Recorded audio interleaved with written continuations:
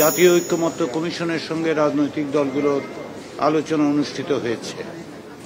আপনারা জানেন যে জুলাই জাতীয় সনদ বাস্তবায়ন প্রক্রিয়ার বিষয়ে আমরা রাজনৈতিক দলগুলোর কাছ থেকে বিভিন্ন রকম মতামত পেয়েছিলাম এবং তার ভিত্তিতে আগে 2 দিনের আলোচনা ছিল। আমরা ঐকমত্য কমিশনের পক্ষ থেকে বিশেষজ্ঞ একটি প্যানেল তৈরি করে তাদের মতামত নিচ্ছি এবং তাদের মতামতগুলো আমরা রাজনৈতিক দলগুলোর সঙ্গে বিভিন্ন সময়ে তাদেরকে অবহিত করছি। সেই বিবেচনা থেকেই আমরা গত বৈঠকগুলোতে রাজনৈতিক দলগুলোর পক্ষ থেকে যে 6টি প্রস্তাব এসেছিল সেটি নিয়ে আলোচনা করেছিলাম আমরা, এবং বিশেষজ্ঞ প্যানেলের পক্ষ থেকে যে 4টি প্রস্তাব এসেছিল সেগুলো আমরা, বা 4টি পথের কথা বলা হয়েছিল সেগুলো আমরা আলোচনা করেছিলাম।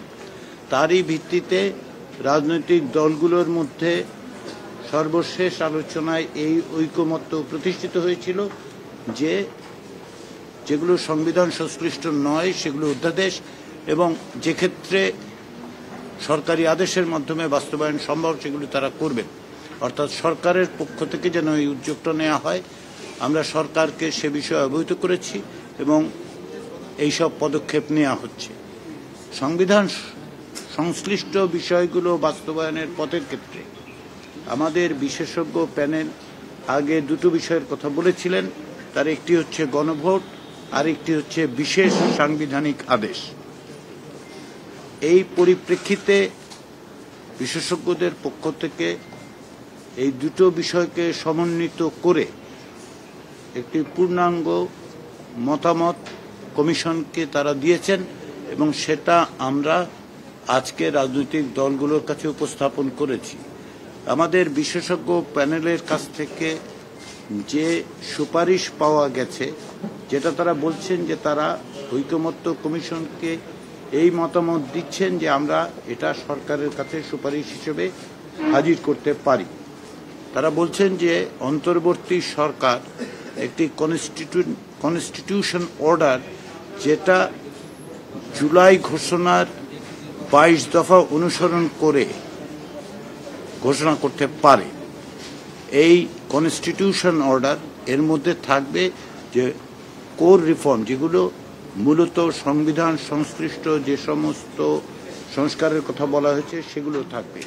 তারা বলছেন যে এই কনস্টিটিউশন অর্ডারটি পরবর্তী সময়ে, অর্থাৎ যেদিন পরবর্তী জাতীয় নির্বাচন অনুষ্ঠিত হবে সে একই সময়ে গণভোট করা যেতে পারে। এবং যেই অর্ডারের কথা তারা বলছেন কনস্টিটিউশন অর্ডার, তার মধ্যে ওই গণভোটের বিধানটি অন্তর্ভুক্ত থাকতে পারে। তৃতীয় যেটা তারা বলছেন যে এই যে কনস্টিটিউশন অর্ডার সেটা ইমিডিয়েটলি ইফেক্টিভ হবে যখন এটা ঘোষণা করা হবে, তবে গণভোটের মধ্য দিয়ে যখন জনগণের সম্মতি পাওয়া যাবে তখন থেকে এটাকে ভ্যালিডেটেড বলে মনে করা হবে এবং রেট্রোস্পেক্টিভলি, অর্থাৎ যখন থেকে আইনটা করা হয়েছে তখন থেকে তার বাস্তবায়ন বিবেচনা করা হবে। এই প্রস্তাবটি আমাদেরকে বিশেষজ্ঞ প্যানেল দিয়েছেন যে এটা আমরা বিবেচনা করতে পারি এবং আমরা যে সুপারিশগুলো পাঠাবো সরকারের কাছে তার মধ্যে এটি একটি সুপারিশ হতে পারে। এটা সর্বসম্মতভাবে আমাদের বিশেষজ্ঞ প্যানেল আমাদেরকে দিয়েছেন। আমরা এটা রাজনৈতিক দলগুলোর কাছে উপস্থাপন করেছি। তারা বিভিন্নভাবে, অনেকে এটা সমর্থন করেছেন, অনেকেই এর বিভিন্ন দিক সম্পর্কে আলোচনা করেছেন এবং ভিন্ন মত প্রকাশ করেছেন। আগের যে সমস্ত প্রস্তাব ছিল সেগুলো নিয়েও আলোচনা হয়েছে। বিশেষ করে সংবিধানের 106 অনুচ্ছেদ ব্যবহার করে সুপ্রিম কোর্টের কাছে মতামত চাওয়া যেতে পারে, এরকম মত এসেছে। আমরা এই মতামতগুলোর পাশাপাশি রাজনৈতিক দলগুলোর কাছ থেকে এক ধরনের অনানুষ্ঠানিক অনুরোধও পেয়েছি। সেটা হচ্ছে তারা তাদের নিজেদের মধ্যে আলাপ আলোচনা করে এক জায়গায় আসার চেষ্টা করছেন। সেই রকম সমস্ত বিবেচনায় আজকে এই সমস্ত প্রস্তাবগুলো রেখেই আমরা আমাদের এই বৈঠক মুলতবি করেছি। আমরা রাজনৈতিক দলগুলোকে কিছুটা সময় দিতে চাই, যেটা তারা অনুরোধ করেছেন, যাতে পারস্পরিক আলাপ আলোচনার মধ্য দিয়ে বিকল্পগুলো কমিয়ে আনতে পারে। আমরা চাই আমাদের পক্ষ থেকে, ঐকমত্য কমিশনের পক্ষ থেকে সরকারকে একাধিক বিকল্প পদ্ধতি সুপারিশ করতে।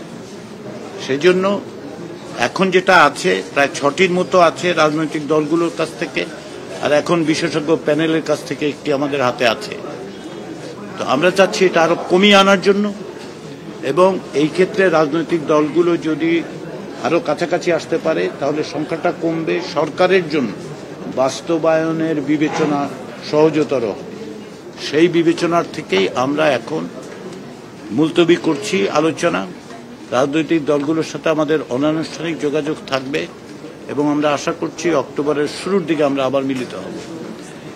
এই সময়টাতে আপনারা জানেন যে প্রধান উপদেষ্টা এবং এই কমিশনের প্রধান অধ্যাপক মোহাম্মদ ইউনূস জাতিসংঘের সাধারণ পরিষদের বৈঠকের জন্য নিয়োগ যাচ্ছেন। আমরা এই আলোচনাটা অব্যাহত রেখে এমন চূড়ান্ত অবস্থায় পৌঁছতে চাই যখন তিনি ফিরে আসবেন, যাতে করে তার কাছে আমরা সুপারিশগুলো নিয়ে আলোচনা করতে পারি তার সঙ্গে, এবং যদি আমরা সকলে একমত হতে পারি বা কমিশন যখন এই মতামতগুলোর ক্ষেত্রে সুনির্দিষ্ট সুপারিশ করার মতো অবস্থায় উপনীত হবে, সে সময় যেন আমরা কমিশনের প্রধান এবং মাননীয় প্রধান উপদেষ্টার কাছে সুপারিশগুলো উপস্থাপন করতে পারি। তো আলোচনার ক্ষেত্রে এখন এই পর্যায়ে রাজনৈতিক দলগুলো নিজেদের মধ্যে আলোচনা করবেন, আমরা অনানুষ্ঠানিক যোগাযোগ রাখব এবং আমরা আশা করছি অক্টোবরের শুরুর দিকেই আমরা আবার বসে খুব দ্রুততার সঙ্গে কিছু সুনির্দিষ্ট সুপারিশ তৈরি করে সরকারকে দিতে পারব। সবাইকে ধন্যবাদ।